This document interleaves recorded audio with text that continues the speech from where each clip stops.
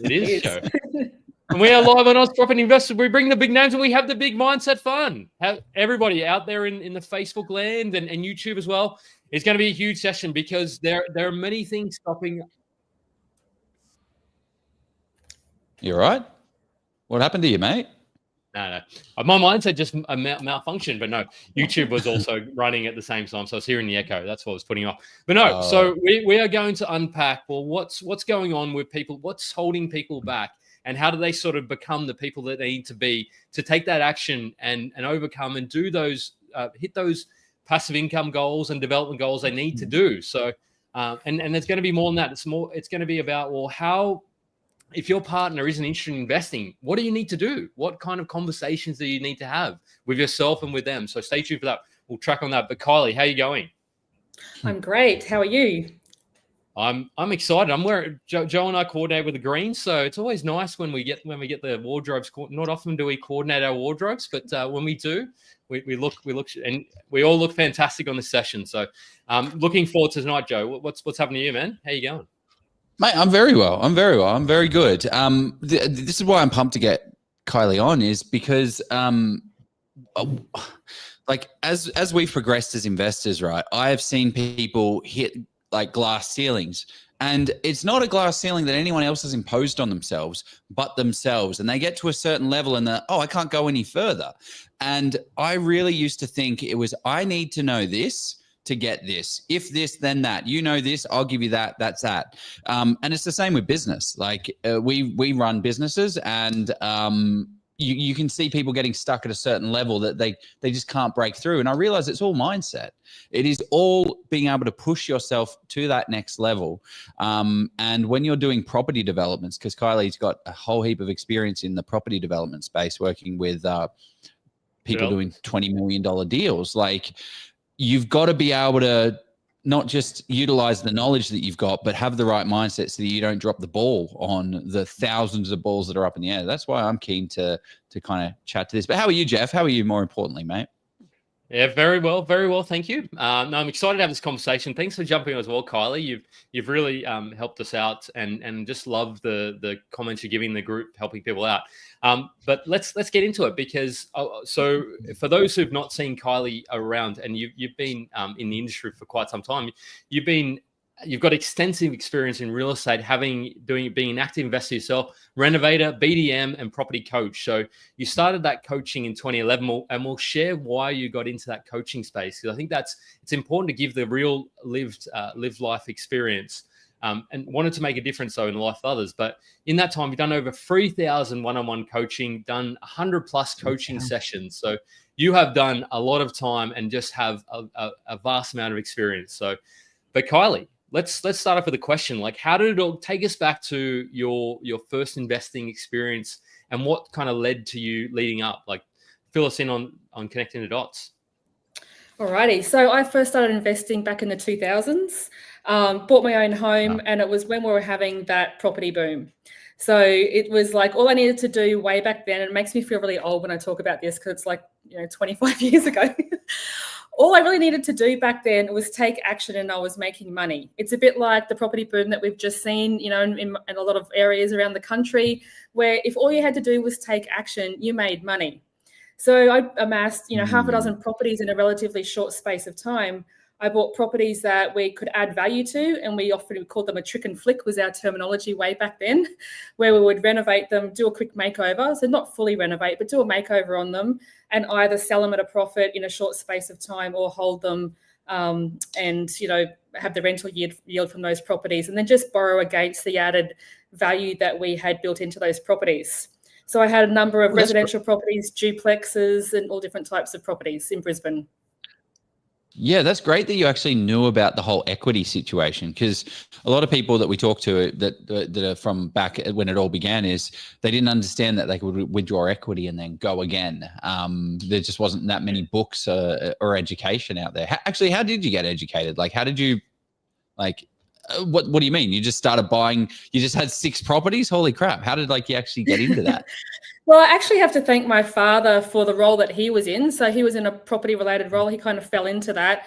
And he said, oh my gosh, I'm finding these clients, properties for clients, and they're making all this money. So you should buy property and we should buy property. And I bought a couple of properties with him.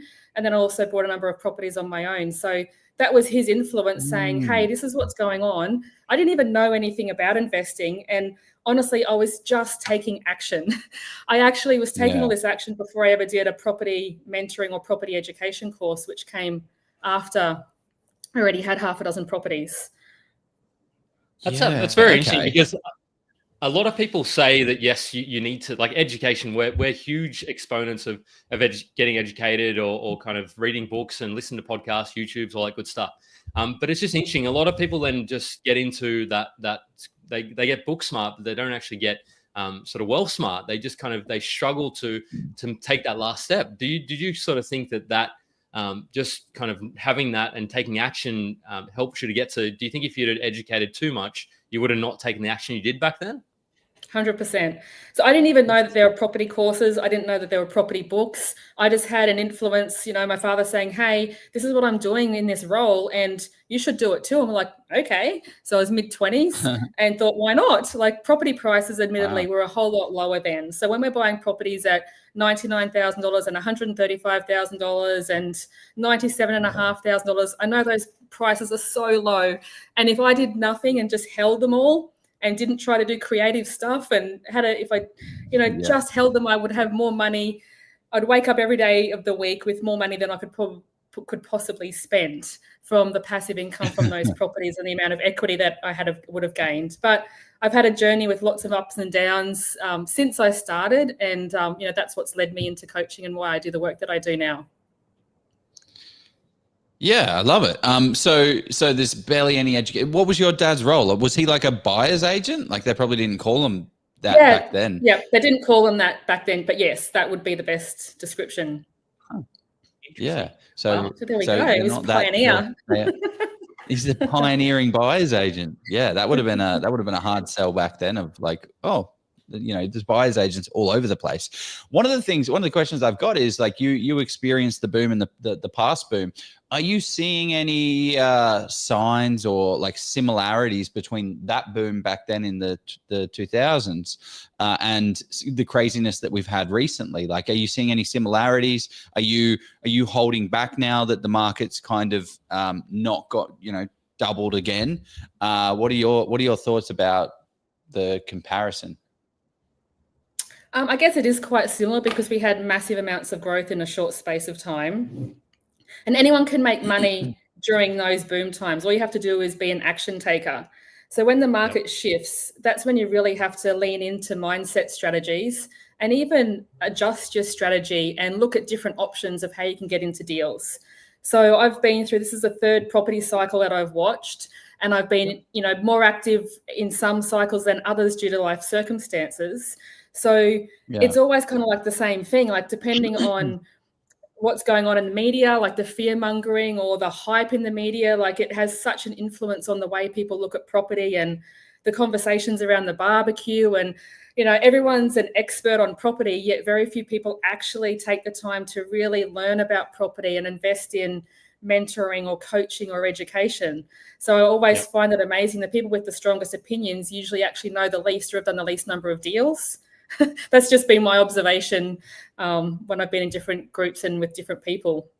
So like Uncle Tom or Aunt Judy at the barbecue is kind of saying, oh yeah, no, the Brisbane market's about to fall in absolute heat because that's what happened back in 2007, 2008. Or, like Melbourne's absolutely going to go down the gurgler because, like the government down there, but they just kind of have these strong, very strong and vocal opinions. But what have they actually kind of done with their investing, which is probably the question I feel people should and need to be asking themselves. So kind of play it out for us. Like, what happened?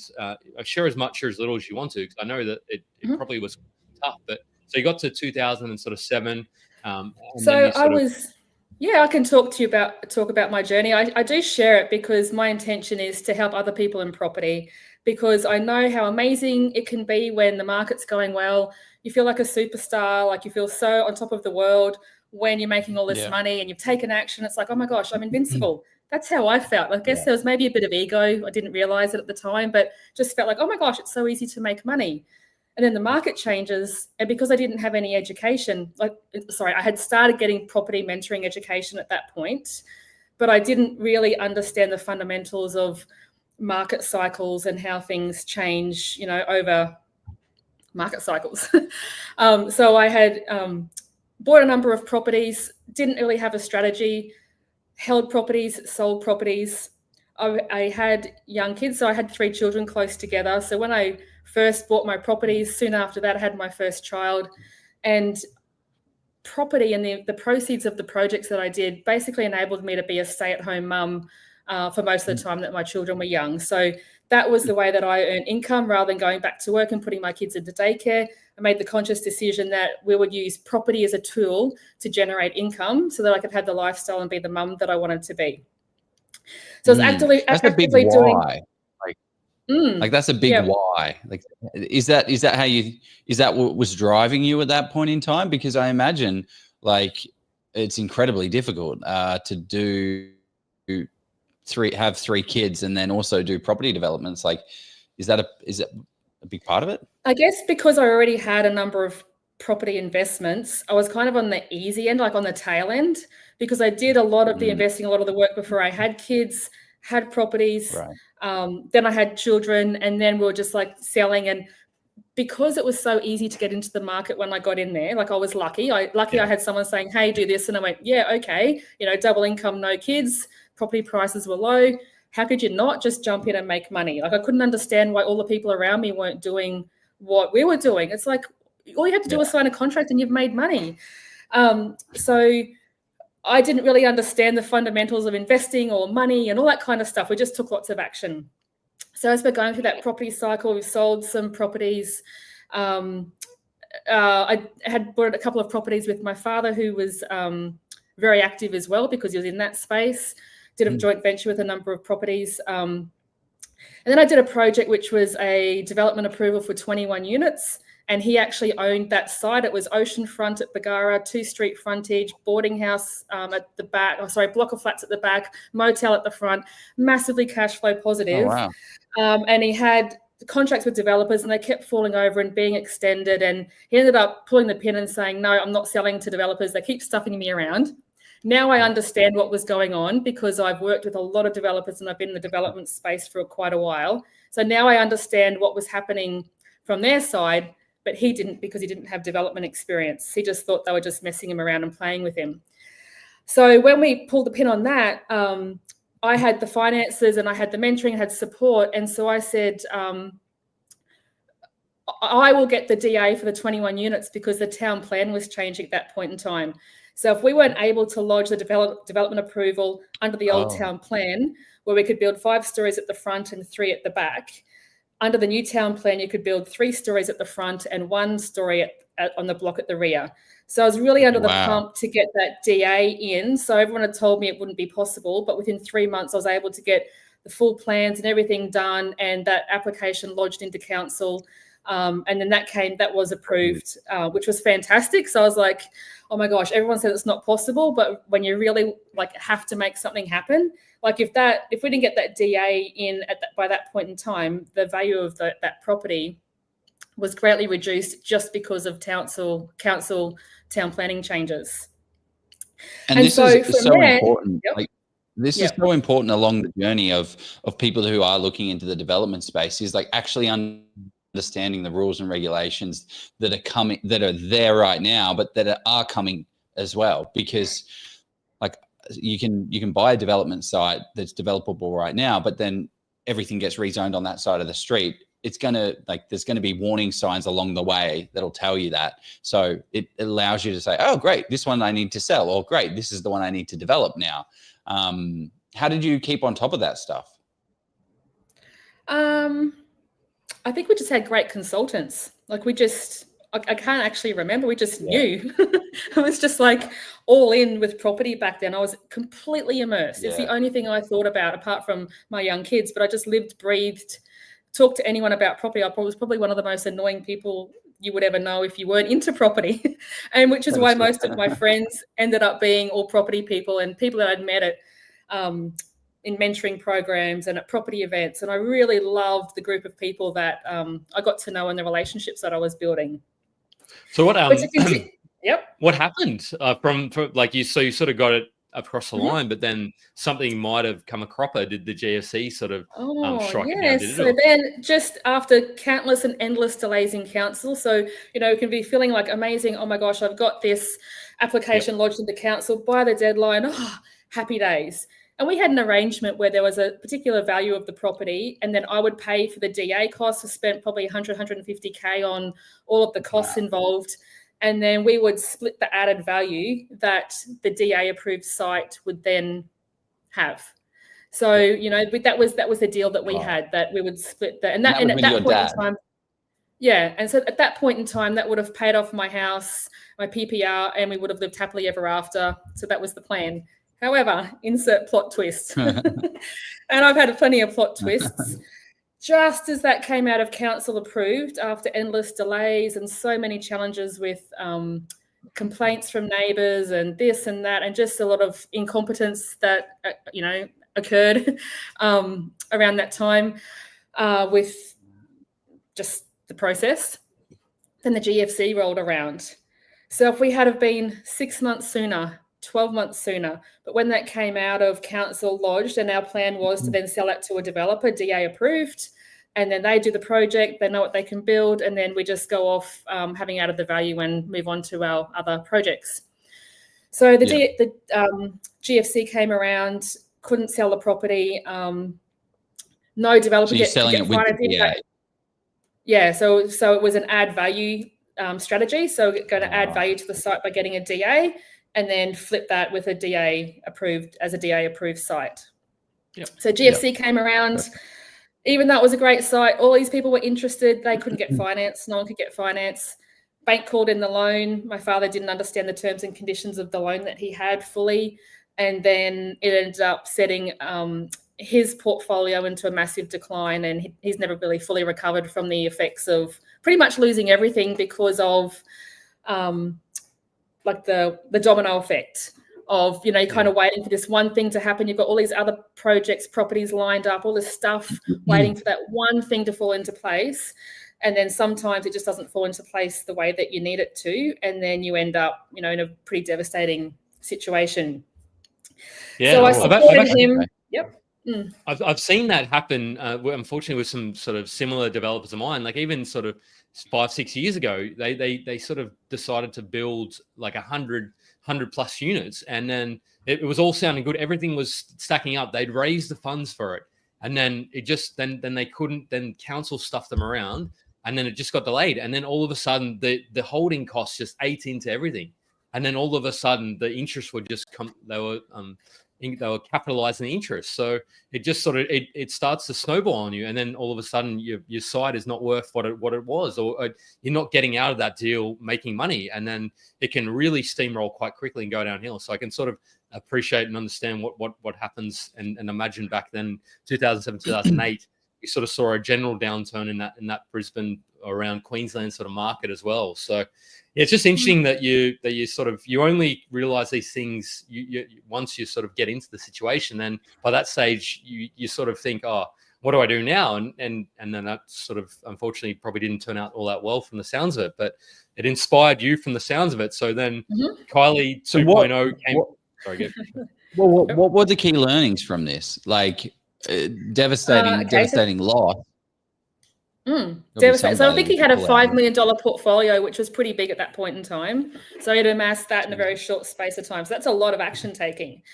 So the key learnings were to not over leverage yourself, to have a solid strategy, to be thinking more about worst case scenario, to have a buffer, a financial buffer, to be working with quality professionals. So when you're being messed around by someone, don't keep listening to their constant delays. Like when it came to finance at one point in time, like get a second opinion, keep on knocking on other doors. Like don't just take the answer that you're getting from one person or one professional that you're relying on. Like never be too dependent on one particular person or one particular professional. Like no one cares about your money and your portfolio and your assets as much as you do. So you always have to be making sure that you're working with people that are proactive and are actually doing what they say they will do, and you've got to take ownership of the situation you're in. And I think this is actually the really key learning. So, and and I'm not meaning to speak poorly, like he started to put his head in the sand. And I've done this too when I've had challenges, and so many people do. I've coached so many people around this, is that when things are getting really hard, like, excuse my language, but when shit's going down, like instead of just standing up and facing it, going, right, what do I need to do right now? Instead, they're like, oh my God, I can't deal with it. And they go inward and they become a bit like an ostrich and put their head in the sand, and they're not taking the action that they need to. And the longer you leave it, like the longer you put your head in the sand, the worse it gets. Like it doesn't get better. Like when you feel like you're on this slippery slide and like things aren't going so well, the longer you leave it before you get help or get some other advice, the worse the outcome usually is. Were there, I mean, this is a bit of a difficult question maybe to answer because it's so long ago, but was there an out? Was there a situation in which you could have fixed that situation could have worked? Like he stuck his head in the sand, but like, would that have changed if he didn't? I don't know, like perhaps communicating differently with lenders or looking for other options. I don't know. Like it was just such an unprecedented time.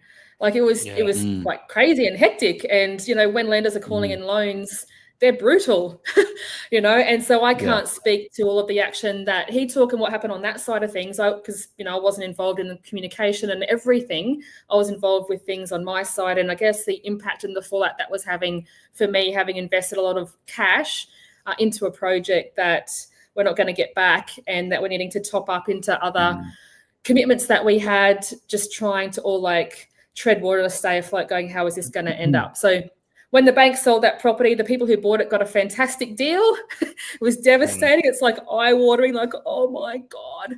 But, you know, I certainly learned a lot from that. And this is what I really talk to people about when I'm working with them now. It's like, you've got to be proactive and you've got to keep showing up.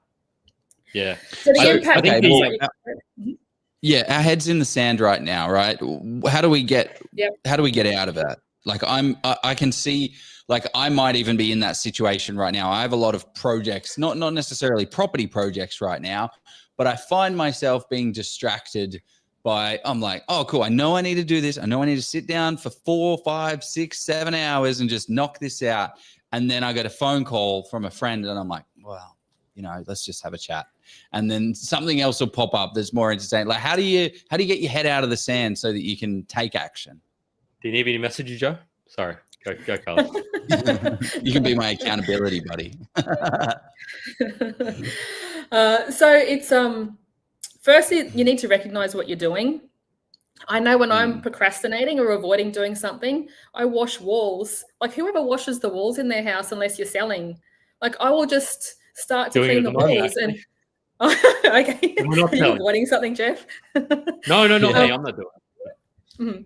So for me, you know, I would suggest that you start looking at your behavior. And if you're starting to do a random thing, and I've spoke to a group of renovators recently, and a lot of those women could relate to what I was saying. Like when you start cleaning random things, you know that you're avoiding something. So I don't know what you guys do when you're avoiding something, whether you go out into your shed or do something with your car. I don't know. That's being a bit stereotypical.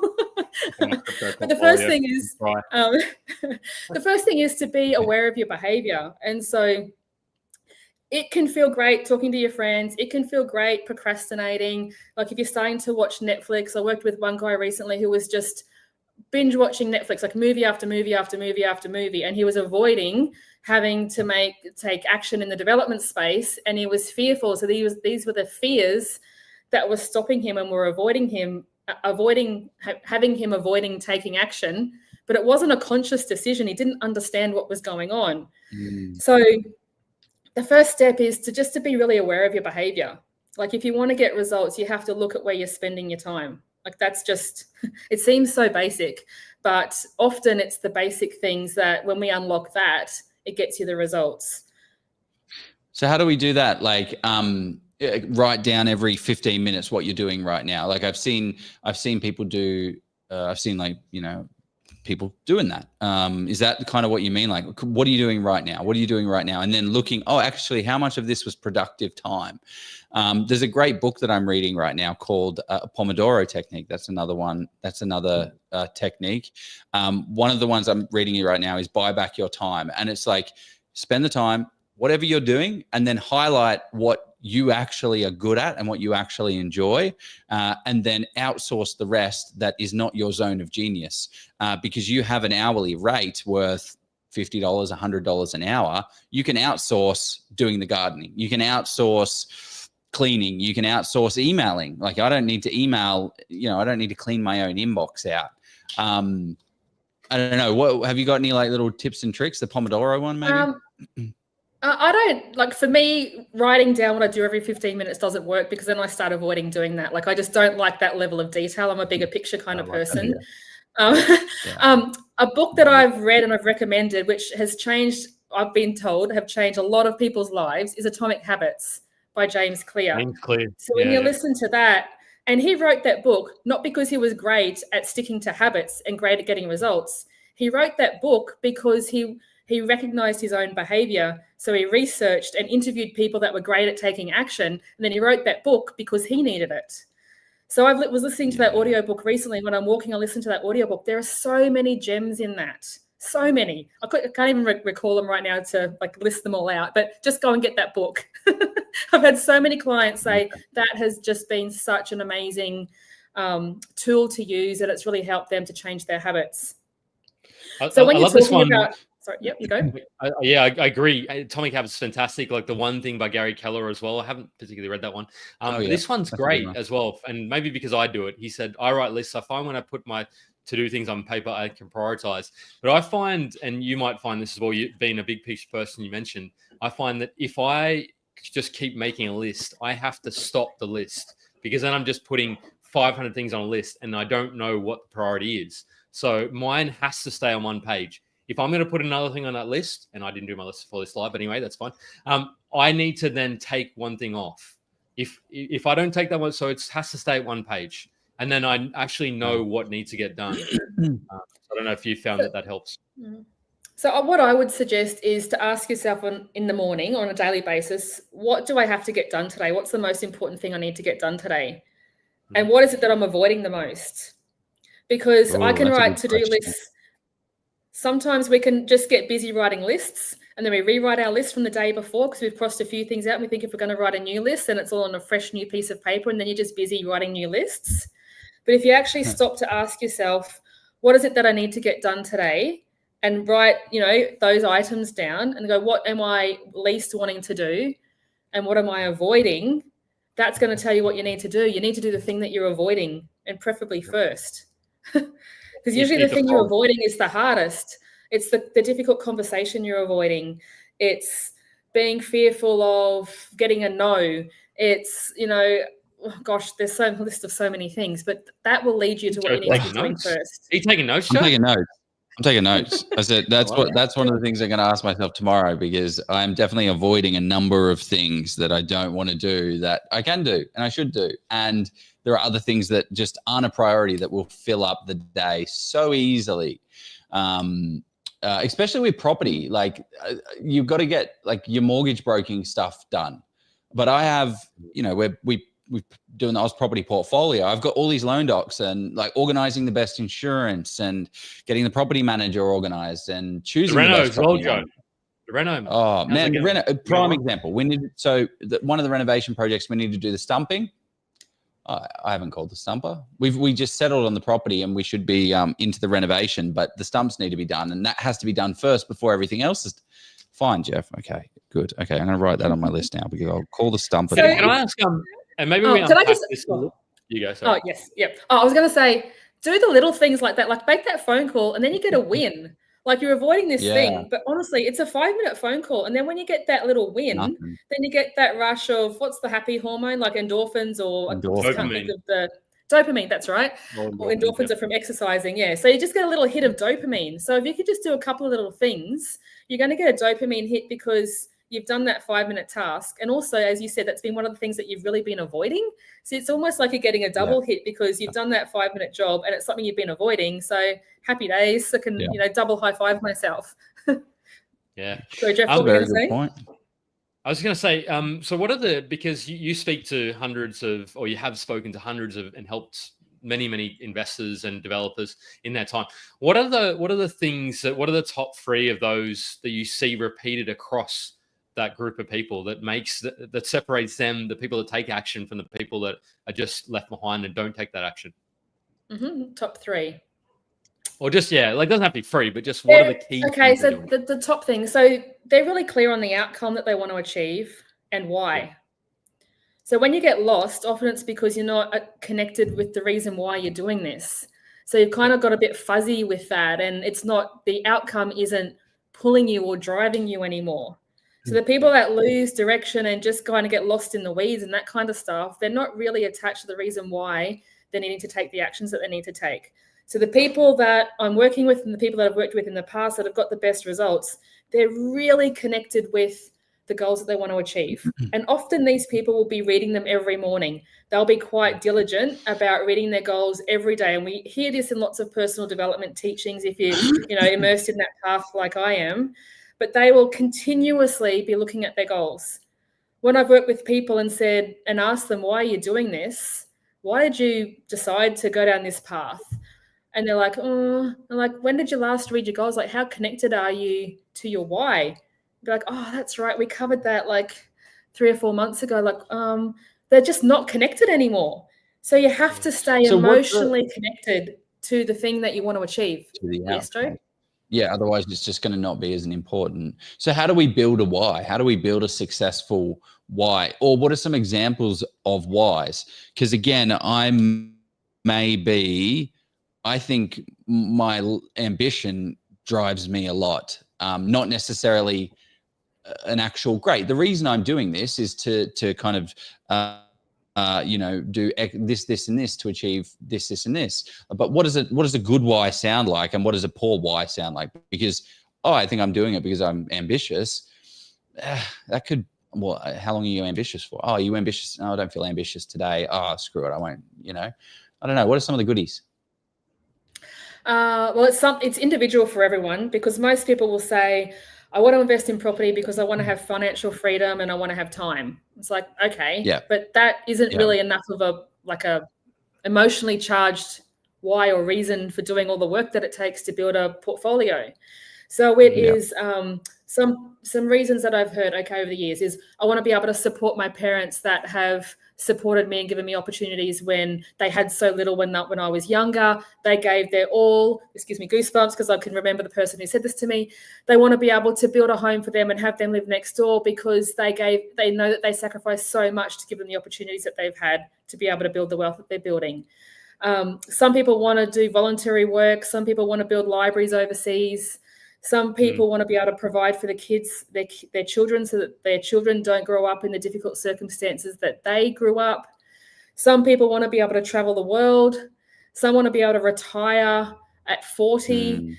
It's that thing that you just think, I just feel so emotionally connected to this. For some people, like, it doesn't have to be this really big, I want to build libraries in Cambodia and really give back. Like, it's an awesome why, but it doesn't have to be that big and that philanthropic. Is that the word? It can simply be, I want to wake up at 10 a.m. and not have to worry that because my boss is going to call me and say, Jeff, what are you doing? Why aren't you sitting in front of your desk tapping away like nose to the grindstone, building that widget you need to build? You said we're going to build 8 days ago. I think is that a little dig there?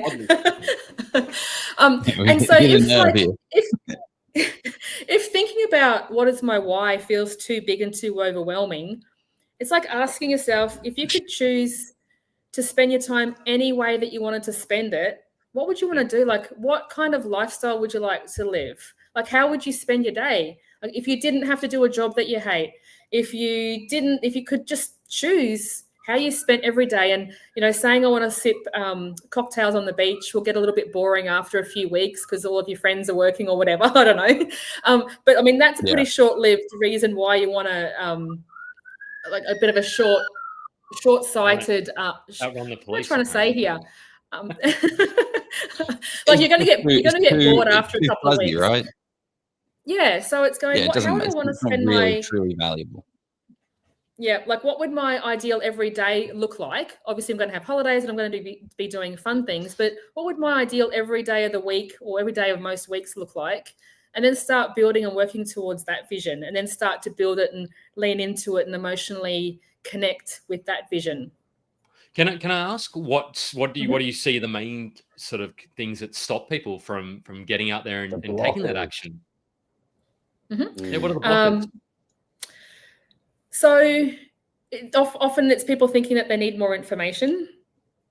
Sometimes people have so much information that they're then stuck in analysis paralysis and they can't get going. So it's like not having the courage to act on the information that they already have. That's one of the things. If people have been in the property market for a while, I've worked with a number of people in this situation, a bit like me, when you've lost money in the market or had deals gone wrong or had some massive financial setbacks, then people can be fearful of taking action because they've experienced so much pain or so much disappointment already that they're really fearful of taking those next steps. Like maybe they were doing a project with joint venture partners and a bit like me, lost money. Both people lost money and they're too scared of taking action again in case they lose money or their joint venture partner loses money. So there's lots of limiting beliefs and fears that sit under the surface. So we can say, I want to do this. Yep, you go. Yeah, well, it's just the story that you tell yourself, right? I have a really, really good friend who loves property investing. He loves the idea of property investing, but he will never buy a property. He will never buy a property. He'll never do a development because back in the day, his dad did one property development and lost money on it because he didn't get educated. He said, "Oh, I can do this thing."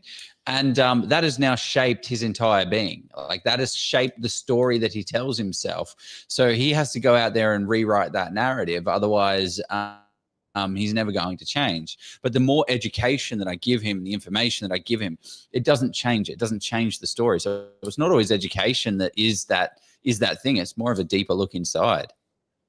Would you kind of agree with that? I've done multiple property education programs and I got really stuck. So if I had have just taken action again straight after all of those massive setbacks, like not taking action cost me millions of dollars in opportunity cost. So I got stuck and admittedly, I was dealing with a lot of really heavy stuff. Dad wasn't doing well. My marriage was falling apart. That ended up ending. I had 3 young kids. Like financial pressure and the fallout of things not going well can really have a devastating impact. But if you stop, like if you're passionate about property, the longer you stop and the longer you stay stuck because of the situation or the experiences that you've been through, you have to be looking at that opportunity cost.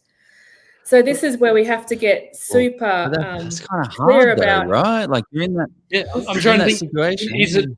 Is it a psychologist you need to speak to, or is it a mindset coach? Like who is that, and what kind of questions should those people be asking you to know you're actually getting to the root cause of what's going to hold you back, or what's going to unstuck that blocker or unstick that blocker? Is the right language.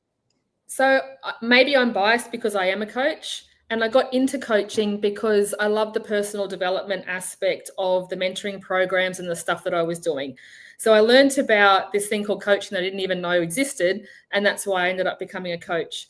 And so I'm biased in my feedback here because coaches work with you to help you to achieve your goals and to help you to move forward.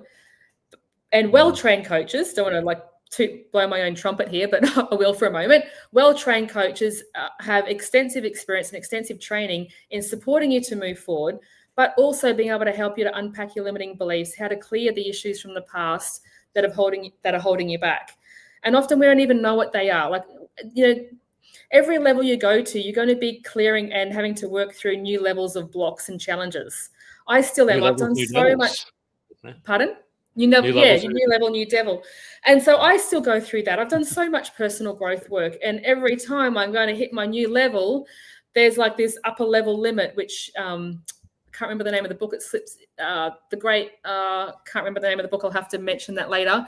But there's a book that talks about every time you're taking action and achieving this new level with, I can't get my words out now. Every time you're taking action and achieving this new level, whether that's in investing or relationships or money, then you can hit an upper level limit.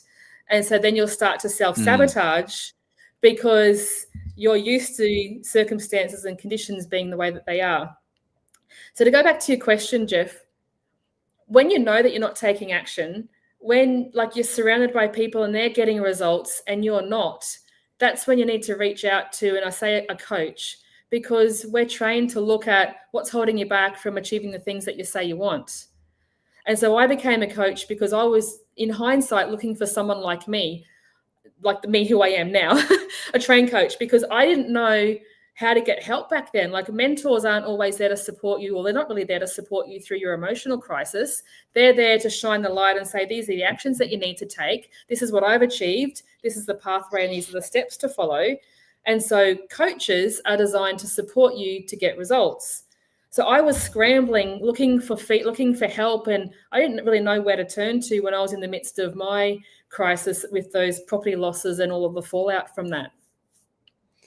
Can I ask, maybe this is, I wouldn't say controversial, but it's just an interesting kind of dichotomy. Like, have you met people once they've gotten to where they wanted to be and they've just kind of become sort of, they've lost motivation? Like, once you hit those goals, what happens then? Like, because I imagine that holds people back as well, but like, I imagine you've had people being successful, and then what? Like, what happens after that? So you have to set new goals, and you have to surround yourself with people who are also achieving goals. So they say it's not the achievement of the goal that matters, it's who you become as you achieve the goal. And every time you reach that mountaintop and you look ahead, there's going to be a new mountaintop that you want to accomplish. So when you reach that point and say, oh, I've achieved my goal, and then you stop, that's when people can slide into depression or negative mindset. So it's a bit like athletes when they've been training for years to get to the Olympics, and then the Olympics are over, then what do I do now? Like, if you haven't set your sights on what happens next or what you're doing next, you can be left in this void. Jeez.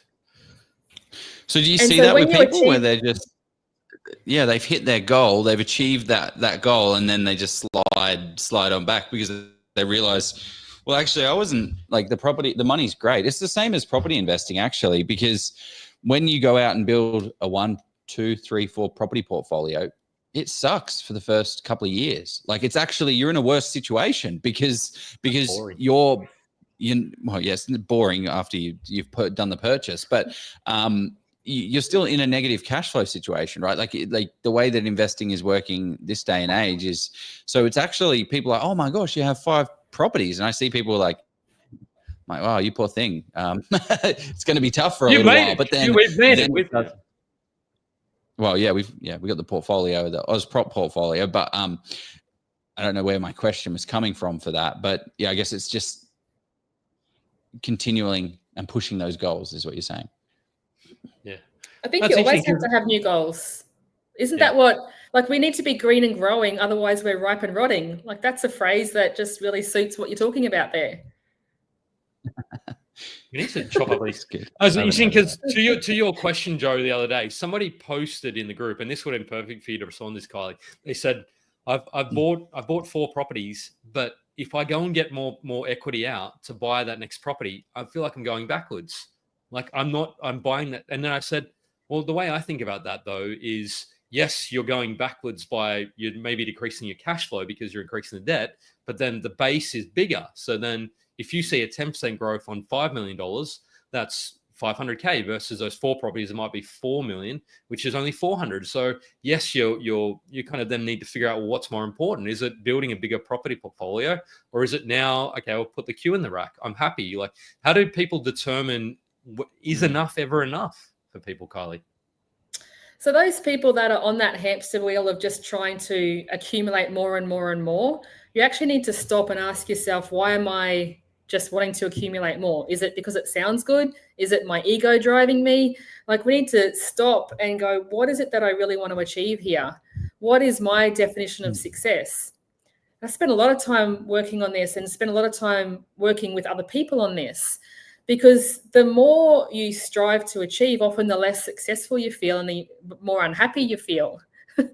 So it's going, what do I ultimately want to achieve? And look at the bigger picture in terms of that example that you're talking about. So when it feels like he's going backwards, like, what are you actually wanting to achieve? What's the most important thing for you here? And you need to be looking at this with a short-sighted perspective or with a longer-term view to then understand what's required of you to achieve that goal and get to that outcome that you want. Does that answer your question? It does. Not It sure I does. did. And I Okay. imagine there's a lot more framing and context that probably needs to be done, and understanding people's. So when you let's imagine I'm going to be, and maybe this could lead to a role play, which could be bad, but no. Imagine I come to Kylie day one. What are the kind of, how do we start what key questions do you ask up front to people? Okay, so I ask, where are you at right now? What's led you to wanting to have coaching support? And it may be, we're not role playing. Am I just speaking to both aspects here? Yeah, I don't want to. yeah. Yeah. Like, And so never it work. may be, we could be here for hours. And often people reach out to me because they're feeling stuck, or they're feeling stagnant, or they're feeling overwhelmed, feeling like they've got themselves into a project or a situation where there's a lot of pressure and they're not coping with that pressure well anymore. They are unable to sleep. They're avoiding phone calls they need to make. They're finding it harder and harder to show up and pretend, like harder and harder to show up to meetings and to environments that they need to be showing up to and being that leader. Did I say they're drinking more? Like they're drinking a lot more alcohol just to numb the pain, or, just to soften the edges around the stress that they're feeling. Often their intimate relationships are starting to be affected. Like it just starts to feel like their world's starting to implode and they've got a lot on the line. And so when I talk to them, so I've, ask some questions to find out what's really going on. Not everyone is in that kind of situation as well. So not everyone's coming to me with all of that stuff going on, but that's what I'm listening out for, and that's what I'm diving into. And so I will hone into who they're being. So what is it that they're wanting to achieve? And they just say, can you tell me just what I need to be doing next? Like, I just need to be taking more action. And so I'll take it back a step and I'll ask them, like, who are you being? So when you're drinking alcohol during the week to the point that, you're not, it's affecting how you wake up the next day, that you're not exercising, that you're snappy with the kids, you're staying in bed later, you're avoiding the phone calls that you need to make, all this kind of stuff, then we need to look at what they're avoiding and what is the reason for them to starting to go down this pathway of negative behavior or unresourceful behavior. It's a spiral. So it's a spiral. Yeah.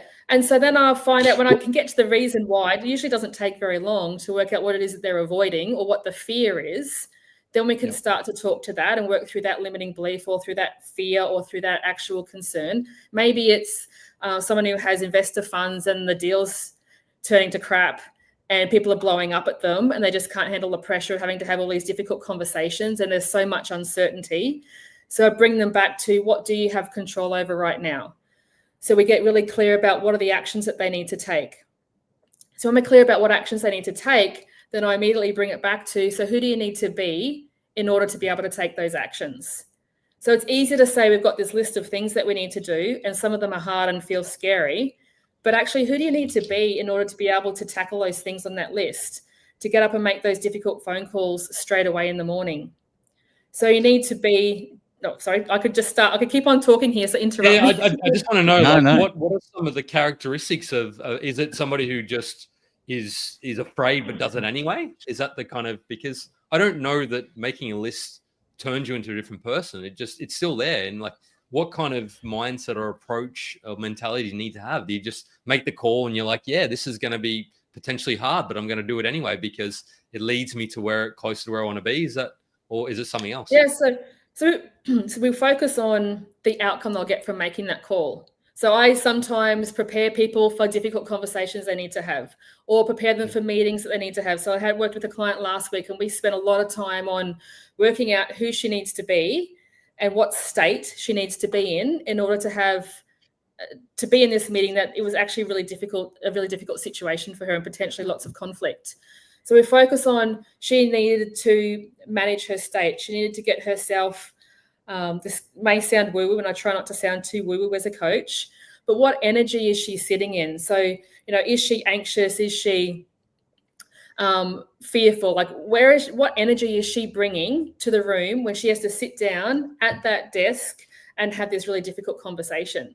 So I spent a lot of time prepping her on what do you need to be telling yourself? What do you need to be thinking about? What do you need to be focusing on as you go into that meeting? And even to the point of supporting her with, where do you need to be looking? So if you understand eye patterns, when you're looking down, you're in your feelings and your self-talk. And when you're looking up, you're in your visual space. So when you're looking down, you'll be feeling more emotional and you'll be telling yourself stories. This is a bit of NLP training here. So I was supporting her on making sure she's looking up above eye level, because anytime she looks down, she's going to be caught up in her feelings and her self-talk, and that's going to break her state, and she's going to start to feel nervous, potentially start to feel nervous and anxious. So I work with her on some tangible ways to manage herself and to manage her energy and to manage her state. Then also, what's the outcome from the meeting? So I'm just using this as an example because it helps me to stay on track. For her, it was, what's the outcome for the meeting? So she's super clear on the outcome that she wants and that she's working towards, and then the languaging that she needed to use in order to have that outcome without there being conflict. I've kind of lost it. Yeah, do you want me to add anything further here? So that's talking on how you're being and how you're showing up. Do you find there's different outlets and different things, men versus women? Like, are there more common traits? Obviously, we don't want to be stereotypical, but there would be different things that you see. Like, are there things that women should be more conscious of, like for the women audience out there, and men should be more conscious of or think about? Like, do you see a bit of a difference in challenges or approach and things? I think probably the standard thing that most people know, men tend to not talk about it as much, and women can talk about their challenges that they're going through. So I have a lot of male clients, and the reason why they like working with me is because they feel like they can't talk to anyone about the challenges that they're going through. And so they can take their mask off. And in our sessions and in my space, it's just like, say it how it is, because there's no judgment. So a lot of men feel like when they're under the pump, they can't really tell other people just how under the pump they are. So that's a big distinction I see with the guys versus the women. When I'm in sessions, though, most genders pretty much need the same thing. Like, you're not that different. We're not that different. Like, men want to be heard. Special? Oh, no. What about the other genders? What do they need? Oh my gosh, I'm sorry. I don't mean to be disrespectful. No, you covered them. You said the others, so that covers every other gender. So that's good. Okay. So before we get cancelled, so what is that? Sorry, what do you see for both genders or all genders? Kind of what you're often talking to, when right? you're in overwhelm. Often when you're overwhelmed or stuck in analysis paralysis, procrastinating, all that kind of stuff, you're stuck in your head. And most people need to get back into their heart space. And again, I run the risk of sounding woo-woo, and I don't ever intend to, because I know most people don't like that. But honestly, when you can learn how to get out of your head and connect back with yourself and get back into your body, and you really start to breathe and really manage your energy and manage yourself, then you can get realigned. Then you will become more realigned, and then you can start to think more clearly and take better action. So I don't openly talk about this when I'm talking about the results that we get, because it doesn't inspire people to really want coaching when I'm saying we need to get you out of your head space and into your heart space, or we need you to connect with your emotions, because most people are going, oh my gosh, I don't want to connect with my emotions. But a big part of being able to, but your emotions will keep, your emotions are going to keep popping up. Like a kid having a tantrum. You guys have got young kids. Joe, I know you've got a baby. Have you got another child as well? She's fresh. No, only she's one. Fresh. Okay, you haven't got to tantrum stages yet. Yeah. So it's like, if the example I use with lots of my clients is that when you continually ignore your emotions, they'll end up being like that screaming toddler who's having a tantrum. And the more you try to quieten them because you're in the shops or you're somewhere inappropriate and it's embarrassing, the more you try to shush them up, the louder they get. So the longer you ignore your emotions and ignore how you're feeling, the worse you're going to start to feel on the inside. And then that's why people end up drinking more, because they're trying to numb the emotion and lower the pressure that they're feeling. Yeah. So alcohol is a good sign. So if your alcohol consumption is going up, Is that one of your questions? How many glasses of wine are you having tonight? What do you mean No, but glasses? people I'm would just talking tell bottles, me. baby. Bottles, yeah. Yes. Then it's like, oh yeah, you got some stuff going on. Okay, so are there any kind of indicators that I should be aware of? Like, I think that alcohol one's a great one, right? That's a practical, insightful thing of being like, yeah, maybe I am drinking more than I used to, because I've got a little bit of more stress and pressure, and it takes the edge off it. Are there any other kind of telltale signs of things that you see people do? Negative things? How are you taking care of your physical body? Are you still exercising? Are you doing the things that you're going to say? I don't have time. Is that what you're saying? Oh, I just don't. I'm not doing it. Yeah. So it's like, so this is the one thing I really, especially to my male clients, I'm always talking to them about who are you being? Like, how are you taking care of your physical body? That's a really great indicator as to where you're at. Yeah. Are you being really, especially with your kids? Yep. Yeah, I was talking about this the other day on a walk, and I said, there's always a reason to not go for the run or go to the gym or whatever it is, and I've started to, and I've stopped it because unfortunately a calf sort of strained. But anyway, but you realize you think you have to get out, you have to do it for yourself, you have to take that care, and then after that you come back and you're refreshed and you're actually more motivated, I find. So yes, it might take you that half an hour or an hour to take that time out for yourself that you don't have anyway. But it's like saying, if you don't have 10 minutes to meditate, you need to meditate for 20. It's kind of, it's a bit, I find that, yeah, like the more I do that exercise, I start to become more productive, and it becomes like a positive reinforcement loop. It's like I go and get that, I feel good, I go and get more work done, and everything kind of just flows more naturally, kind of thing. But it's just interesting that. Some of the other things to be mindful of is, are you dragging yourself out of bed? Like, is it really hard for you to get up in the morning? Are you snapping with your kids, like short-tempered with your kids? How's your relationship with your partner? Like, if all of that's starting to decline, then you need to be checking in on yourself and your actions and your headspace and what you're doing. So I guess going into that, you're starting to see these negative self-talks. You're starting to see alcohol consumption go up. You're not working out as much as you can. Due to the pressure and the stress of the activity that you're taking, right? You're running a business. You're doing a big property development. Like, what you're saying, I guess the question I have is great, does this whole coaching thing allow me to have both, right? It allows me to detach from the negatives, get to the positives, have those better relationships, and then also succeed in the property development that I'm trying to do, or the business that I'm trying to do. Because otherwise you're just going to go down in this thing. I mean, the answer is going to be yes, I feel, but can you elaborate? Yeah, of course. Yeah. So firstly, it's having someone that you can talk to, where you can take off the mask and say, this is what's going on. Like, my wife doesn't know how bad I'm doing, or, they don't understand how much financial pressure we're under, or, oh my gosh, things are going down right now and I can't share it because then I'm going to worry everyone. And I've got to fix it. And I feel like I can't tell anyone, and I don't know how to cope with this anymore. So this is these people that are waking up, 2 a.m. in the morning with their mind racing. It's like, oh my gosh, it's like they get the middle of the night scaries kind of taking over.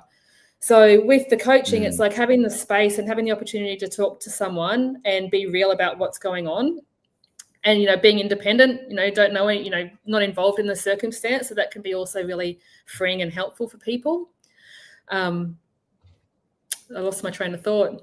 No, I think that kind of answers it. Yeah, I think for me, and then, no, you go.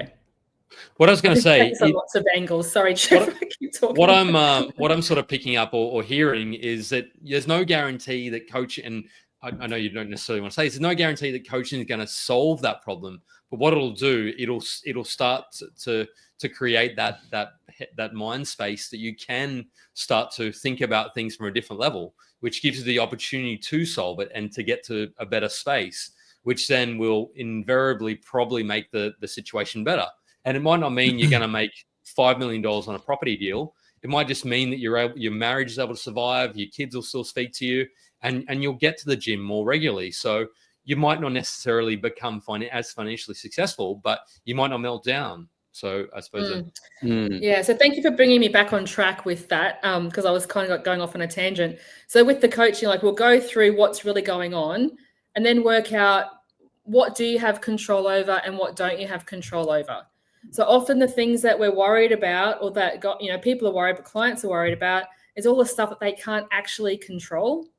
So we're looking at what is within your control, what is not within your control. So, okay, now we know what is within your control. What do you need to be doing? Oh, I need to be phoning my investors, or I need to be phoning counsellor, or I need to be phoning the stumper, whatever it may be. So what are those things that you need to be doing? And right, let's break that down. And sometimes I can break it down into really minute detail for someone, depending on how stuck they are. But it's like when you're clear about what is it within my control, what actions can I take, and what actions do I need to take, then it starts to remove a lot of the noise that's going on in your head. And then from there, when you have accountability, sorry, you go, yep. The sphere of influence of just saying, like, what you're talking to there, I feel is the sphere of influence. So what can you control and what's probably a bit further outside of your control? Mm-hmm. And some people, when they're in a state that they're really feeling the pump and they're under pressure, they need the accountability. So often high performers are internally driven, and then they have their own level of self-accountability, and they don't need external accountability.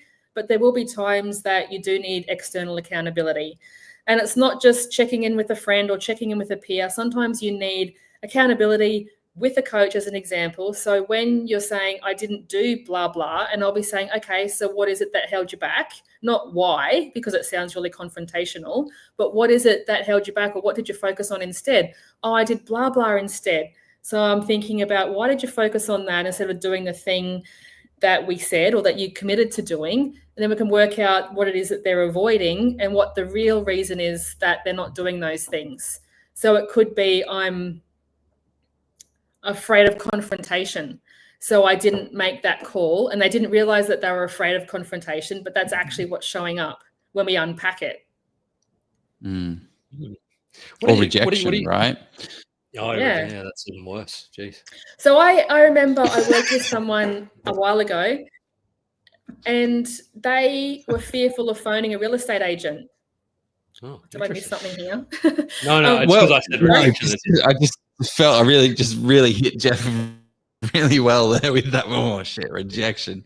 Oh, you got me. I don't know why I found that so funny. But okay, so let's that's a great point. Just phoning a real estate agent. What about a newbie investor, right? Like we hear this all the time. I'm just starting out. Like, what is your advice to them? They've got all of they've got the things. They've got the borrowing ability. They've got the service ability. They've got the cash. Like, how do you get them to make that real estate agent call? How do you get them to make that broker call? What is that? Yeah. How do you think about that? The sooner you start making the calls, the better you'll feel. So I had worked with someone who was so fearful of making calls to agents because he was new at developing. He felt like they wouldn't take him seriously. He felt like he didn't really know what to say. So I actually did role plays for a bit. And we can do that in a controlled environment and start to build the muscle of what you could possibly say. And because I've had experience working in a real estate agency as a BDM, I knew the way that all works and could throw different kinds of things at him that he wasn't expecting. So to try to build his muscle and his ability to deal with uncertainty. So you can only role play so much. You just actually have to do that thing. And would set a goal to make 5 phone calls in a week, like 1 phone call a day, and then we'll increase it to a couple more phone calls per day. And would say, make the calls to the agents that you don't care so much about the relationship with first. So then if you stuff up the call, when I used to have to make a lot of outbound calls in one of the roles I was in, I would jokingly, we would had this thing where we would have our voicemail fail. So you'd be like, when you're feeling a little bit rusty and you're having to make these calls and leave a lot of voicemail messages, sometimes you leave a message and you just kind of be tongue-tied and it didn't really come out properly and it didn't flow and didn't sound as professional as you needed it to be. But I would look at it and go, oh, I got my voicemail fail out of the way today, and like laugh it off. And it's kind of like I've warmed up. And then I was just able to make more calls and leave more messages and not be quite so clunky. So when I was working with that person that I'm mentioning, my suggestion to him was to make calls to agents that perhaps were outside of the area. I'm not wanting to waste anyone's time, but hey, we've got to do what we've got to do to get going. Yeah. Make calls to agents that are outside of your area to get comfortable with asking the questions. Have your list of questions that you need to ask them and start to write down the answers, and then know that, and then review that phone call when you got off that call. So what did I do well? What do I need to say differently next time? And understand that the way they respond to you isn't always about you. They just may be super busy. They may be in the middle of negotiating a deal. They may be on the road. They may be about to set up for an open home.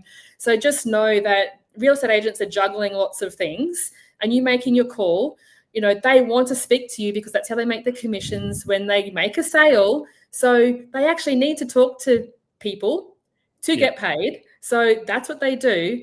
And the sooner you get more confident with making the calls, the better those calls are going to flow and the more confident you're going to feel. But you will never get the confidence that you need if you just don't start making those calls.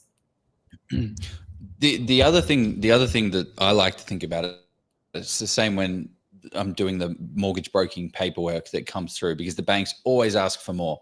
I will be like, cool, okay, I'm going to do this. I'm going to do the paperwork. Okay, great. And then they ask for more paperwork, and then they ask for more. And I'm like, oh, Jesus. My thought process that helps me get through it is, at this point in time, someone would have given up. Like, I know many people would have said, screw this. You know what, Mr. Broker, take your cash. I don't care. I'm not going to buy property.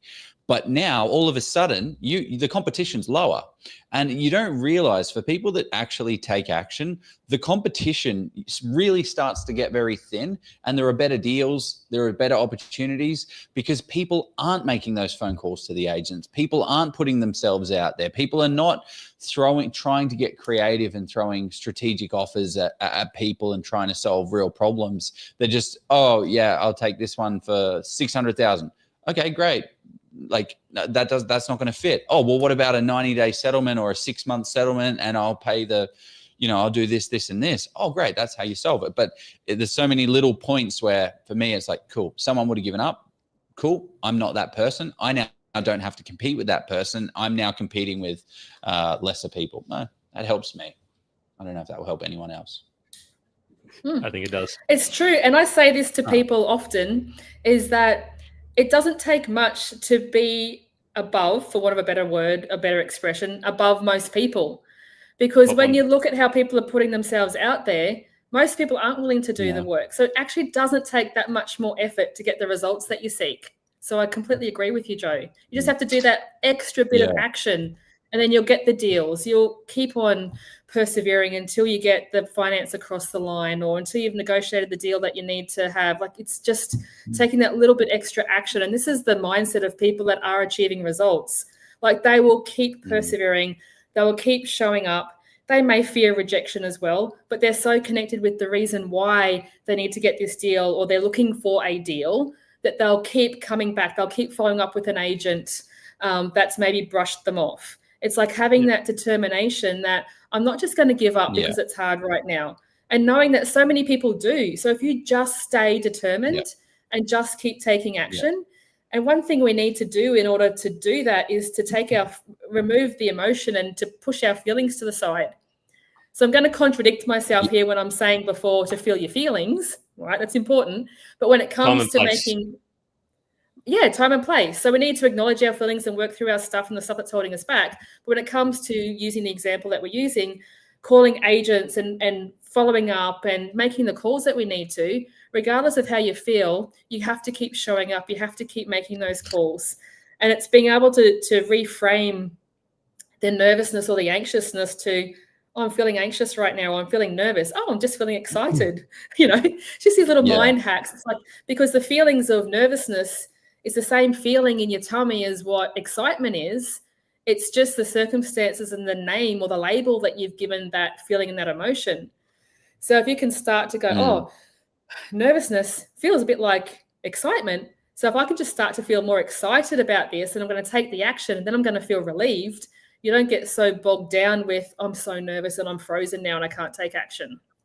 It's always reframing little tips of the things we need to do. Another thing that I like to that helped me a lot in life, one of my first jobs was door-to-door sales. I would literally go door-to-door and try and sell charity. And that is a very hard, I think everyone needs to do that. Like as a kid, that should be the first go-to job, because that is rejection on steroids. It's fun, but also it's not fun. But what happened is, and sometimes, sorry, you go, Joe. I've done it too. But... No, tell me what happens. No, because you actually, you know this. You don't even tell you, but to tell you get to a door, particularly those ones that say like no door knockers. I'm like, well, actually, you know what? Like this person could actually, that could be an old sticker. There could be any reason. Of course, you have to take safety, and sometimes you'll get people to tell you that to get out of their face. But that might be the person that gives you a $50 note, because I've actually. So you just kind of need to, I agree, Joe. It's easier being a little bit easier being a kid, as long as you've adults, but then that way you can. Oh, no, I mean like kid is like 18, like, well, whenever your first job, whenever you're 16, 17, 18, whenever it's legal to go and do it. But no, the reason why I mentioned that is what helped me was the goal was 100 doors, right? You would do 3 laps of 100 doors. 80 of them would answer. 40 of them you would get your introduction. 20 of them you would get your introduction, your presentation. 10 of those you would get the close, or whatever the numbers worked out to be. And then you would have a proper full presentation to 10 folks, and then 2 of them would sign up. So if you didn't show up on every single door with the same attitude and approach to every other door, you've just lost your one sale, right? One of those sales, because you came up with a negative face and you said, you know what, Mr. Agent, I'm sick of your shit. You should sell me this property. You've just lost that property, like that, you know, that door or that property deal. That could have been the deal. For me, I break it down to the numbers. So the way it works with property, you've got to call 100 agents to get one property deal. You've got to call 14 to 25 agents to get an off-market deal. So just break it down to your numbers. Like, you'll get good at this. You'll start to repeat it, and you'll be like, actually, one call. He didn't give me all the information. Cool, I'll give it, you know, and you'll start to work out, oh my gosh, actually, I really only need to. And then you're thankful when you lose something, because you're like, great, I've lost that one. That's getting one step closer to the next deal. So it is a little bit of a mindset shift, but it allows you to keep pushing forward and be like, okay, great. Guess what? I've only got 20 doors left, and I've made no sales. Holy crap, I can't wait, because these are my hot customers in here. Someone will tell you to get effed, and that will be, there's 10 people that in there, there's 3 people that'll tell you to get lost, and blah, blah, blah. You break it down into numbers, it helps a lot. I feel like I sidetracked that a little bit. No, that's fine. Just framework. I want to talk about every no. Oh, so I just add every no gets you closer to your yes. Yeah. And then when you know your numbers, you can remove the emotion and go, it's just a numbers game. So again, we can push emotion to the side and go, we just have to follow the formula or the process of the number of doors I need to knock on.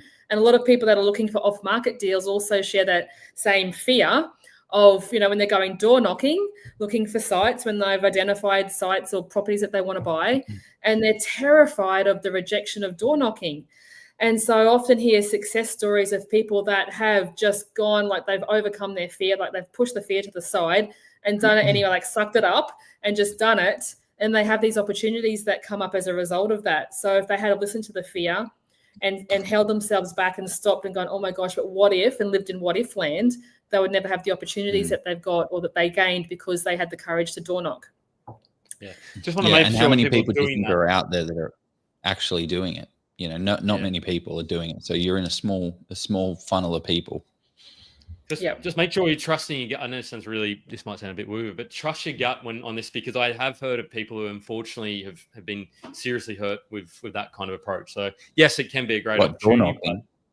Well, real estate agent in New Zealand a couple of years or so ago was, unfortunately, I heard about it through, it was a big influencer. You're talking about? He was killed by knocking on someone's door. Yeah, they were. I did actually have one time I did have a knife pulled on me when I was knocking on doors. Yeah. Oh gosh, we're not going to encourage people to doing door knock with these crazy stories. We're going off topic here. I want to finish off. Let's run our sponsor, because we've got a bloody thing. And then we'll talk about what about your partners as well, because I promised we'd talk about that, and we'll finish off on that in a few questions. Let's go. Okay, so we're talking about business partners? No. Relationship partners. The amazing thing with commercial property investing is that in most cases, it's cash flow positive from day one, which means that you can drive those profits towards paying down the debt.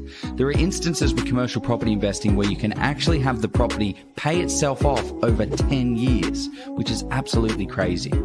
With commercial property, you get massive net yield, so you can expect anywhere between 6 to 10%. And as we've seen in the current boom, these properties not only provide large cash flow, they do certainly grow wildly in value too. Now, with big rewards comes some risk, and this is why you should de-risk your investment as much as possible. And the way you do that is with expert due diligence. And this is why we highly recommend people hire professionals to help you along in your investing journey. Steve Polisi of Polisi Property is one such expert. Being a chartered mechanical and structural engineer in a past life, Steve draws on his analytical and mathematical skills to do that expert due diligence for you.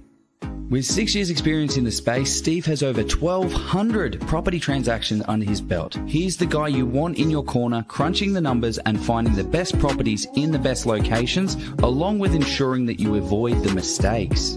Steve has actually even written the book on commercial property investing in Australia, and not only is it a bestseller, I believe it to be the most comprehensive in commercial property investing on the market today. He's been generous enough to give us a massive discount for our audience of 50%. So use the code OZPROP, click the link below, get a copy today, and start learning and getting on your commercial property investing journey.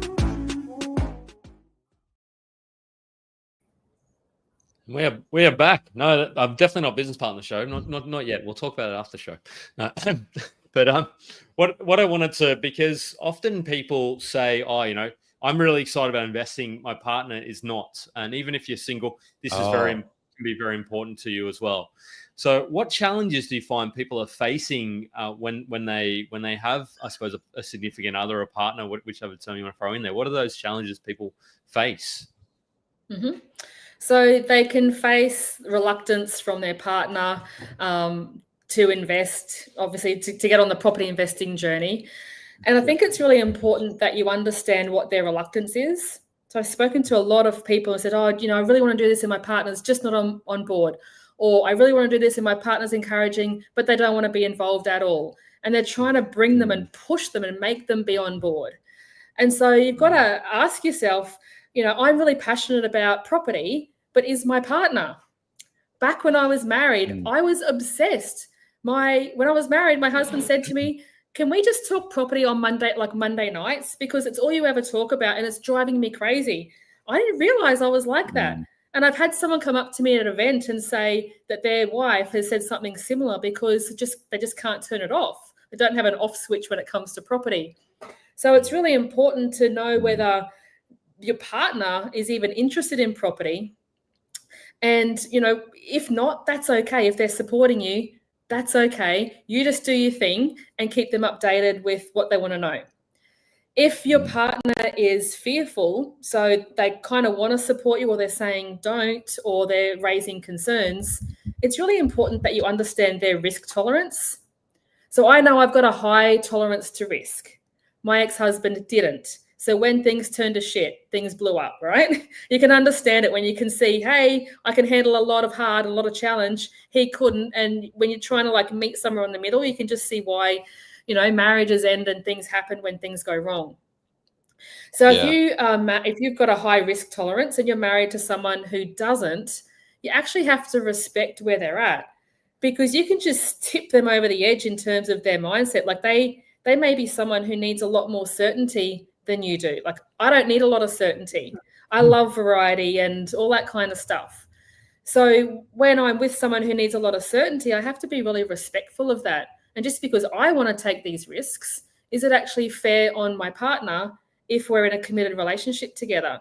So I think it's a really important and respectful thing to consider. There's that aspect, yeah. How do you do that without sort of compromising your own? If you want to go out and kick goals and build a $3 million property portfolio like Oz probably has, how do you then respect your own kind of goals, but then also respect the other person? Because there could be a bit of conflict there. Is there a way? Is there a respectful way to do that? So you could ask them, what do they need to have to feel safe, like safe in inverted commas, like financially safe. So I know for one example I can think of is a wife had said to her husband, just don't leverage our own home. I just need to know that whatever you do, we will never lose our own home. So that person needed to raise money in other ways and use their properties, but could never, ever get additional lending on their own home because she just needed to know that no matter what happened, home safe. And then he could go off and do a thing. So if you understand what your partner needs to feel safe, then you know what you're playing with and what you're working with. Yeah, someone's jumped in the comments here, Adam, and he said, as long as they're supportive of the outcome. I think that's a good kind of point as well. Like making sure that, well, why am I doing this? And sharing that with your partner and getting them on board of like, well, oh yeah, that does make sense. That's a great why. I never even thought about that. So I guess if you haven't even asked yourself about the why, then having that conversation with your partner, they're going to be like, so all you're telling me is you're going to risk. That's what's happening. Yeah. Okay, great. I don't want any of that. But if it's like, no, the reason why we're doing this is because, you know, we want this kid to go to wherever and do this and have the things that I didn't have because I had a hard childhood or whatever the situation is. And then it'll then start to connect for them as well. So that's thanks for that comment, Adam. That's a good point. Excellent. So they need to be understanding the outcome and the reason why you're doing this. So what will drive them? Like what rewards or what lifestyle, what goals do they have? What goals do you have? How can you blend them? How can you meet in the middle if they're different goals and say, well, I want to achieve this for these reasons. What's really important to you? And listen to your partner. If there's someone that says, I'm not really goal driven, I'm just happy to go along with the flow, go with the flow. It's like, well, if you could do anything, again, going back to what I was saying earlier, if you could do anything with your time, what would you like to do? They may say, I'd love to have time just to do craft a couple of days a week, or I'd love to have time just to, I don't know, I'm trying, whatever it is. I'd love to do craft. Underwater basket weaving, maybe. It's like, well, when we get to this point, you'll be able to have the time to do that. And this is what I'm working for. So I'm wanting to do this so that I can get to this point. And we know that this is what your ideal life looks like. So this is the reason why I'm doing this for both of us. So I understand you're not interested, or I understand that you're fearful of risk. But how can we do this so that you're comfortable and happy with, or maybe not even happy, but comfortable with the actions that I'm taking?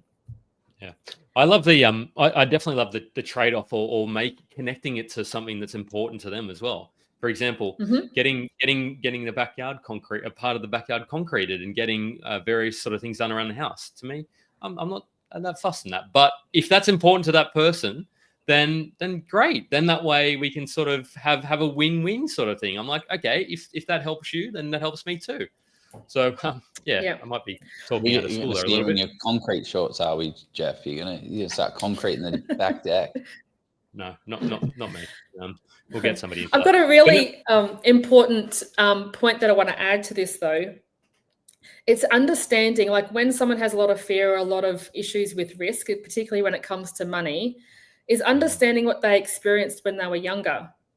So what beliefs and what experiences has shaped them and the money beliefs that they have.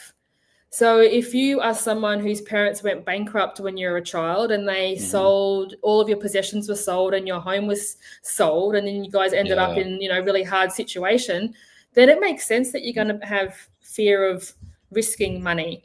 If you've, grown up with parents that have always been very entrepreneurial and business minded, and they've always achieved amazing things, then you're going to just be seeing a world of abundance and opportunities. And you're probably not going to be seeing the risks as much, because maybe those parents had setbacks and had challenges, but they've been able to bounce back because they've, had a loss, picked themselves up and kept going again. So there's a book that I listened to recently. I love listening to audiobooks. It's The Psychology of Money. And so that's a book, and so it helps people to understand that people's money beliefs and money beliefs, money mindset is shaped by experiences that have happened to them throughout their life, And when you can understand that, then you also have a deeper understanding of their behavior and have more respect for, someone's risk tolerance and where they're at with money. Yeah. Somebody said celebrating the small wins along the way. really helps. It's such a great point. I was chatting with someone that is a property developer, and I'm like, how do you keep doing this, mate? You're crushing it. You're absolutely killing it. He's like, mate, I buy stupid things. Like I buy a ridiculously expensive tequila because I like tequila. I will buy a Tesla car. I'll buy I'm making a lot of money, and I'll take a small chunk of that equity and throw it into some stupid thing. But that excites me. So I would love to have a $1,000 bottle of tequila. Okay, well that's my thing. That helps me push, and I guess that's more of it's more of a carrot than a stick. So that's a great point. You do have to celebrate the wins along the way. I definitely don't do that. I think it's something that I want to incorporate more. You don't, Joe? You need to. Yeah, I don't. That's all right, Joe. We'll take you out, man. We'll get something you really enjoy. We'll figure that out. But somebody Greg said spot on, Kylie. Sorry. Spot on. Oh, thank you. I just wanted to add to what Joe said. Is that's a really big thing that I speak to clients about. And I am always going on about how are you going to celebrate the milestones that you've achieved. Most people are waiting till they get to the end of a development or an end of a project. So if you're doing a development and it takes 3 years to get to completion, and you're only waiting until you get to the end where you book a trip away, then how do you get through those 3 years? And importantly, your partner who's been on the journey with you, even if they've reluctantly been on the journey, they have to put up with you through the highs and the lows and everything else that you're going through whether it's development or renovation or just investing. So it is so important. If you can't celebrate the wins for you, do it for your partner to encourage them so that they see that there's actually some benefit to the risk and the energy and the time that you're putting into these projects and these properties and these deals. Because it's understandable that partners can start to get discouraged if all they're seeing is the hard and they've got no control over any of the outcome. They're just on this journey that they didn't even really want to be on. So reward yourself so that you keep yourself motivated. And it's like, this milestone, like when I get to this, I'm opening up a beautiful bottle of wine after this call tonight. I bought that for myself today. So it's like, that's how I'm celebrating being on this call. I'm really embracing celebrating the little things. While you're here. So it doesn't have to be so it doesn't have to be big things. So you make them appropriate to the thing that you're doing. So just start to acknowledge the milestones, because then when you're doing that, to touch on the point that we discussed before about how do you get yourself motivated and to take action, like we're wanting to dangle carrots and have little exciting things to look forward to, not just feel like we're being whipped like a racehorse. Take more action, go faster, keep going around the track, like keep going, don't stop. It's like you want to have some pleasure and some enjoyment when you're on this journey that you've chosen. Yeah. Very good point. I got to do that more often. Yeah. Well, I'll check in with you, Joe. I'll ask you once a month, what are you doing for yourself? I will actually do a bit of accountability to keep that. I actually do that to Joe. Maybe don't DM him because he probably gets enough. I get a few as well. But so, Joe, what are the questions you're seeing? Because there's been so many. Thanks for everybody who's popped in the comments and questions. We're going to get to those now. I've just been this has probably been the session I've been focused most on and least focused on the comments. I have still been looking at the comments, but this is an interesting one. And drop me a question. We'll probably do one or two, and then we'll finish up. But Elijah's asked, what do you think about manifesting? Is that kind of like the secret Rhonda Byrne? Is that something manifesting? I don't know if that what it is. What are your thoughts on that? I believe in it. Like as I said earlier, I can't get my words out. I'm not a super woo-woo person, but I do believe that it's important to focus on the things that you want to attract into your life. And I've got a really interesting example. I think it's interesting. I think it's amazing. So I've lived where I live for like nearly 2 years. I back onto bushland. I sit in my day bed in the morning when I have a coffee, in the afternoon when I have a wine. I sit there a lot. And I said to someone 2 days before New Year's Day, I just wonder if one day I could see a koala in those trees. Like I've always wanted to see a koala, but I've never seen one. I don't even know if they would be in this bush. On New Year's Day, I wake up, I go out there and I see a koala in the exact branch that I'd pointed to and said it would be so amazing if I saw a koala in that branch. And then on the 21st of January, which was my birthday, it was there again for the whole day, and it's not come back again, and I've never seen it since. So it's just a kind of funny little example of when we put something out there and then it happens, it can be really woo-woo. It can be really encouraging. Sometimes we need little signs like this along the way.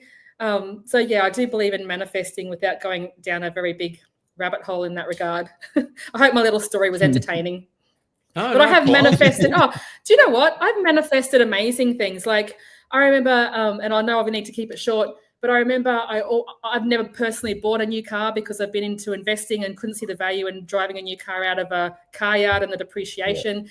And so, but when my marriage ended, it was like, I would just love to have a new car experience. And I was visualizing it.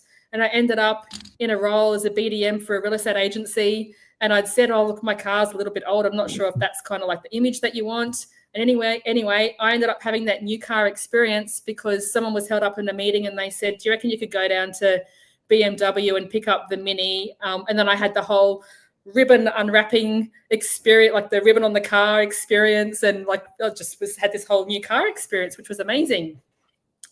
And another one where I had always visualized. Sorry? You bought the Mini. What was that? Or you're picking up on behalf of somebody else, probably. Yeah, okay. Cool, I picked it up. So you had the experience. I didn't have to pay for it. It was my... Yeah, so it was my car. I drove it around. I had the whole unveiling experience, then going through the manual and all this kind of stuff. And I got to drive it around, but I had no cost. I was like, oh my gosh, I've just been imagining that or visualizing that happening. So I've got plenty of examples of that kind of thing happening. So I could talk probably for an hour about that, but I'll stop. What about manifesting from a property aspect? Like the clients. Oh, boy, have I got a story for you. Right? Oh, I do like a story. So please go on. I remember before I had children, when I was actively investing, I was on a bus. I live at Tarragindi, and I went past this house, and I would go past it every morning on the way to my government job. And I kept looking at this house going, oh my gosh, that would be such a great renovator. And I said, I'm going to renovate that house one day. One day I was on the bus, I saw a for sale sign. I called the agent straight away and I secured that property and did a reno flip. And from the day that it settled to the day that it settled when I sold, it was exactly 3 months. So how's that for a little bit of woo-woo manifesting? Crazy. It's very interesting because the other day when we get some trades out, they told us about this. It's a yellow car effect. Like you go and buy a yellow car, or you think about it, and then you start seeing that the yellow cars have always been a rate drop next week. Don't worry, not even manifesting. Yeah. I think the RV, Joe's probably against it, but I will do a big post when it's very likely. I think that they may. I think anyway, 94% of like the boffins believe that it will be a rate drop. Yeah, but that's okay. I won't rub it in too much, Joe. All good, man. But no, it's interesting. Yeah, you start to see these things once you get told about them, once you see them. There's a great question here from Veronica, and I think this will be the one we'll finish off, unless Joe wants to pick another one out. But Veronica has asked, this is probably, what is the biggest limiting belief you had to overcome in your property journey? Like, what's held you back? Do you think? Good question. That's a good question for you as well, Jeff, and a good question for me to think on as well. So we'll give our three. I can go first if you feel comfortable. Yeah, you go first. It sounds like you've got this hot and ready. I haven't yeah, so I mean, what my biggest limiting belief is that I didn't have, I suppose, the capacity to do it. As in, like, I thought, crap, I had to come up with all the money, all the resources, all that sort. I had to do it all myself. And what I realized by doing a couple of joint ventures, and joint ventures they have their challenges, but I did those, and I was like, you know what, this has its challenges, but it was actually, I was able to do no money down deals. So you're like, okay, great. This is very possible and very achievable. I overcame that belief that I had to do everything in my property investing journey myself. There are ways you can combine, and we don't necessarily encourage this in Oz Property, but there are other groups out there as well that you can join. So that was probably my biggest limiting belief. How about you, Kylie? Mine was that I needed more and more and more and more and more and more information and mentoring programs after I had my losses and my setbacks. I actually needed to heal the stuff and the trauma that was associated with that and work through that kind of stuff. And I see this happens with a lot of people. They'll continuously invest in more programs and so they need more information. And really it's, lack of self-confidence, or it's a fear of making a mistake or a fear of going through those difficult experiences again. So that was mine. Yeah, that's a really good one. I see that all the time. I see these serial educators, and like Jeff and I have done a bunch of courses, and then I'm like, oh, what are you doing? Oh, you've done that course? Oh, I was thinking about doing this course and this course and this course. I'm like, when are you? So you must have a 6-7 portfolio. Oh no, I'm spending all my money on courses and I'm not actually taking any action on things. The biggest thing, I guess, mindset for me was that you can do it.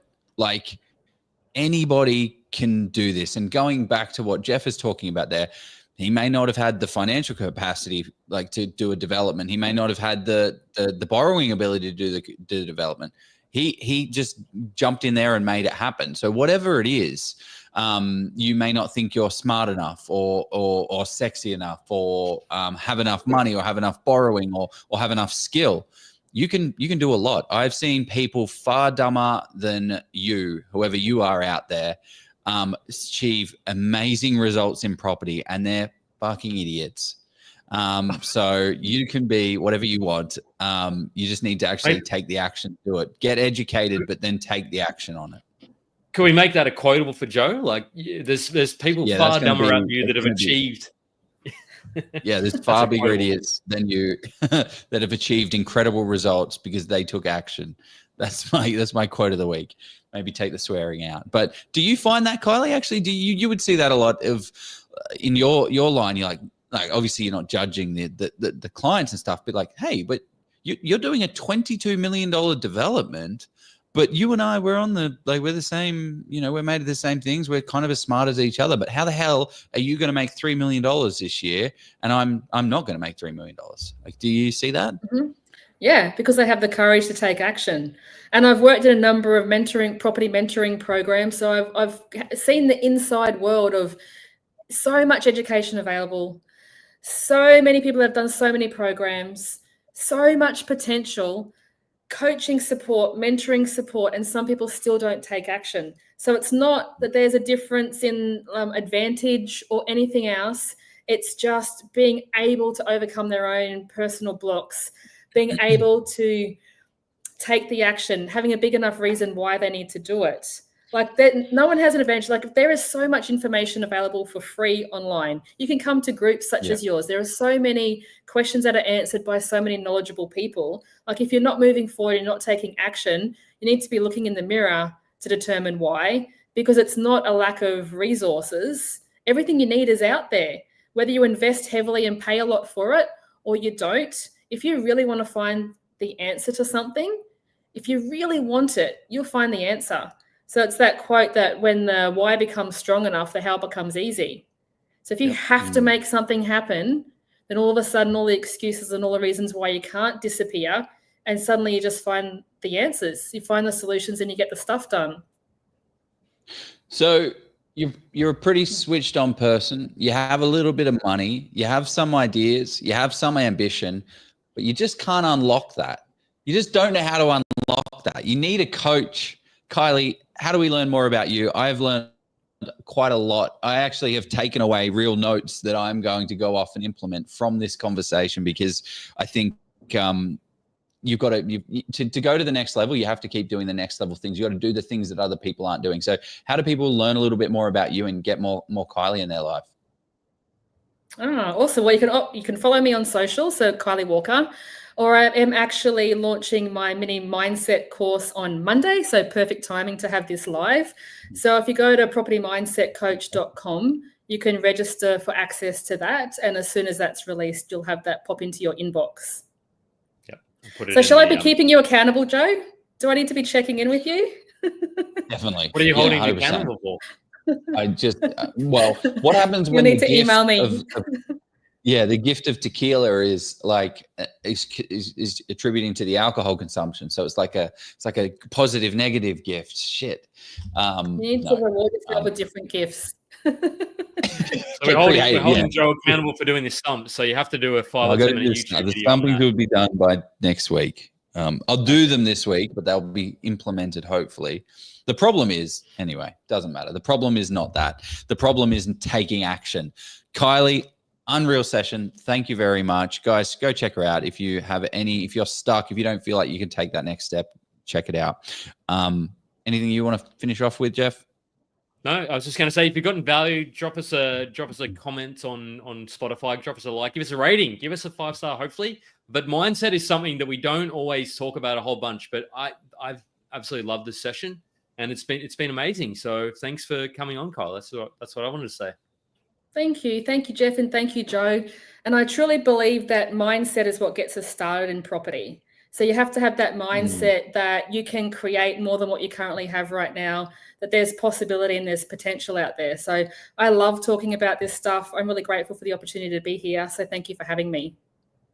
Yeah, let's go buy a property. See you guys later. Catch ya. Bye.